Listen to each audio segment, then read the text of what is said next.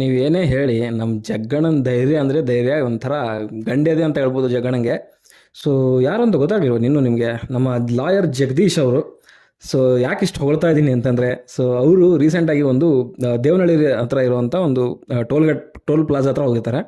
So ಅಲ್ಲಿ ಒಂಥರ inspect ಮಾಡಲಿಕ್ಕೆ. ಆ್ಯಂಡ್ ಇನ್ನೊಂದು ವಿಚಾರ ಏನಂತಂದರೆ, ನೀವು ಎಲ್ಲಿ ಬೇಕಾದರೂ ಯಾರನ್ನು ಬೇಕಾದರೂ ಕ್ವಶನ್ ಮಾಡ್ಬೋದು. ಅದು ಪಬ್ಲಿಕ್ ಪ್ರಾಪರ್ಟಿ ಆಗಿದ್ದರೆ ಸೊ ಅದನ್ನು ನೀವು ಕ್ವಶನ್ ಮಾಡ್ಬೋದು. ಇನ್ಕ್ಲೂಡಿಂಗ್ ಏನಂತಂದರೆ ಪ್ರೈವೇಟ್ ಪ್ರಾಪರ್ಟಿ ಇದ್ರೂ ಕೂಡ ಅದರಿಂದ ಪಬ್ಲಿಕ್ಕಿಗೆ ತೊಂದರೆ ಆಗಬಾರ್ದು.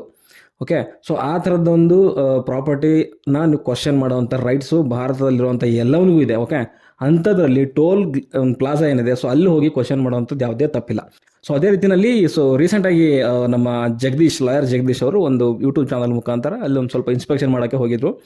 ಆ್ಯಂಡ್ ಅಲ್ಲಿ ನೋಡ್ತಾ ಇದ್ರೆ, ಅಲ್ಲಿ ಮಾಮೂಲಿ ನಿಮ್ಗೆ ಗೊತ್ತಿರುತ್ತೆ ಟೋಲ್ ಪ್ಲಾಜಾಗಳಲ್ಲಿ ಆ್ಯಂಡ್ ಪಬ್ಲಿಕ್ ಪ್ರಾಪರ್ಟಿಗಳು ಏನೇನಿದಾವೆ ಎಲ್ಲ ಕಡೆ ಕೂಡ ಯಾವ ರೀತಿಯಲ್ಲಿ ಅವ್ಯವಸ್ಥೆ ಇರುತ್ತೆ ಅಂತ ನಿಮ್ಗೆ ಗೊತ್ತಿದೆ. ಸೊ ಅಲ್ಲಿ ಕರೆಕ್ಟ್ ಆಗಿರೋವಂಥ ಸೈನ್ ಬೋರ್ಡ್ಗಳು ಹಾಕಿರಲ್ಲ, ಆ್ಯಂಡ್ ಅಲ್ಲಿ ಫೆಸಿಲಿಟಿಗಳಿರಲ್ಲ.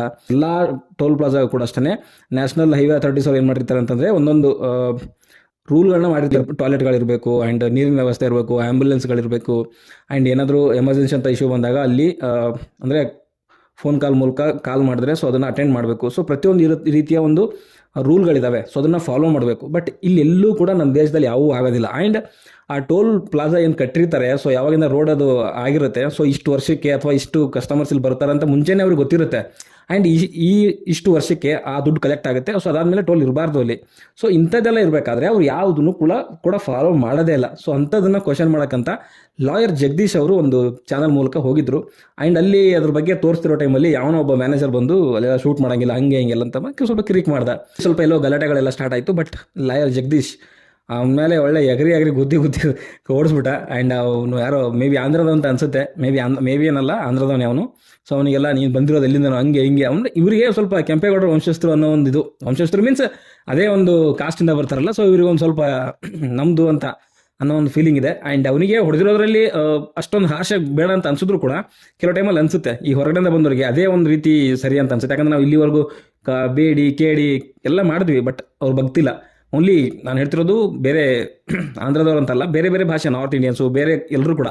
ಸೊ ನಾವು ತಗ್ಗಿ ಬಗ್ಗೆ ಅಂದರೆ ತಲೆ ಮೇಲೆ ಬಂದ್ಕೊಡ್ತಾರೆ. ಸೊ ಜಗದೀಶ್ ಮಾಡಿದ್ದು ಕೆಲವು ಟೈಮಲ್ಲಿ ಸರಿ ಅಂತ ಅನ್ಸುತ್ತೆ, ಕೆಲವು ಟೈಮಲ್ಲಿ ಇನ್ನು ಕೆಲವು ಟೈಮಲ್ಲಿ ಬೇಡ, ಯಾಕೆ ಇಷ್ಟೊಂದು ಹಾರ್ಷ ಹೋಗುವಂಥದ್ದು ಬೇಕಿರಲಿಲ್ಲ ಅಂತ ನಮ್ಗೆ ಅನ್ಸುತ್ತೆ.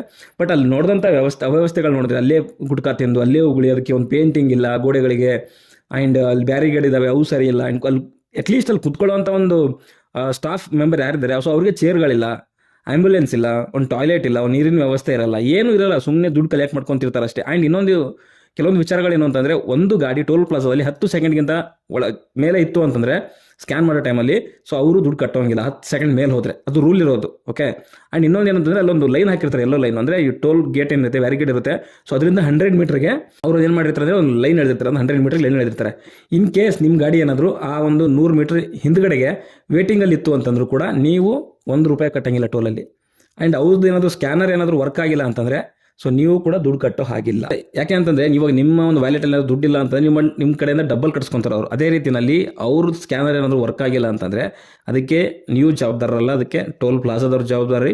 ಸೊ ಅವ್ರಿಗೆ ನೀವು ದುಡ್ಡು ಕಟ್ಟೋ ಅಂಥ ಅವಶ್ಯಕತೆ ಇಲ್ಲ. ಆ್ಯಂಡ್ ನನಗೆ ಇನ್ನೊಂದು ದೊಡ್ಡ ಪ್ರಶ್ನೆ ಏನು ಅಂತಂದರೆ, ನಾವು ಯಾವುದೋ ಒಂದು ವೆಹಿಕಲ್ ತೊಗೊಳ್ಬೇಕು ಅಂತಂದ್ರೂ ಅದಕ್ಕೆ RTO ಚಾರ್ಜ್ ಅಂತ ಕೊಡ್ತೀವಿ. ಅದೆಲ್ಲ ಕೊಟ್ಟಿದ್ದಾದ್ಮೇಲೂ ಕೂಡ ಮತ್ತೆ ತಿರ್ಗಾ ಟೋಲ್ಗಳಿಗೆ ಕಾಸು ಕಿತ್ಕೊತಾರಲ್ಲ, ಏನು ಹೇಳಬೇಕು ಇವ್ರಿಗೆ?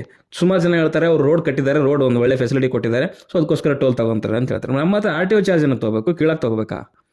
ಸೊ ಇದೆಲ್ಲ ಏನಕ್ಕೆ ಅರ್ಥ ಆಗ್ತಿಲ್ಲ ನನಗೆ. ಸೊ ಇದು ಇಂಥದ್ದೆಲ್ಲನೂ ಯಾರು ಜನ ಕ್ವಶನ್ ಮಾಡೋದಿಲ್ಲ. ಸುಮ್ಮನೆ ಜಾತಿ ಧರ್ಮ ಅದು ಇದು ಅಂತ ಹೊಡೆದಾಡ್ತಾರೆ.